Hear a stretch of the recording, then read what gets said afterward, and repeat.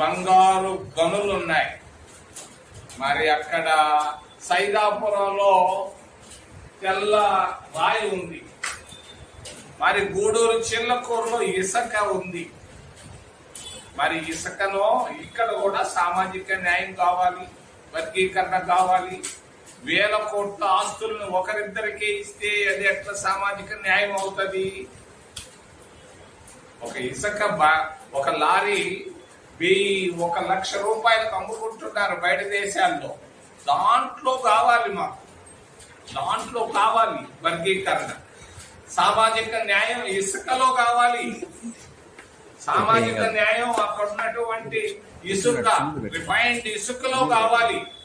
సామాజిక న్యాయం సైదాపురంలో ఉన్నటువంటి క్వాడ్జీలో కావాలి.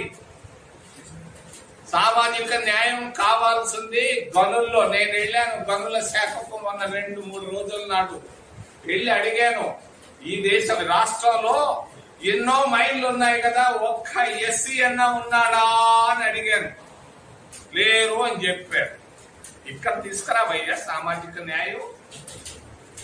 మీరు ఒక ఓబీసీ అన్నా ఉన్నాడా అని అడిగారు. లేడు అని చెప్పారు. మరి ఇక్కడ తీసుకోరాకుండా ప్రభుత్వ కాంట్రాక్టుల్లో, మైన్లలో కావాలి, బ్యాంకుల్లో కావాలి వర్గీకరణ.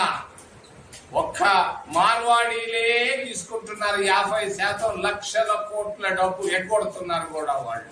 1% ఉన్నటువంటి మార్వాడీలు లక్షల కోట్ల రూపాయలు 50% ఉన్నటువంటి బ్యాంకు రుణాలు తీసుకుంటున్నారు.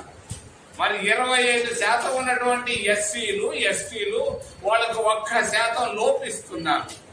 50% ఉన్నటువంటి ఓబీసీలకు 2% బ్యాంకు రుణాలు ఇస్తున్నారు. ఈడ తీసుకురా సామాజిక న్యాయం, వర్గీకరణ ఇక్కడ కావాలని మరి రాష్ట్ర ప్రభుత్వాన్ని నేను వినయంగా విన్నవిస్తూ, మూడో విషయం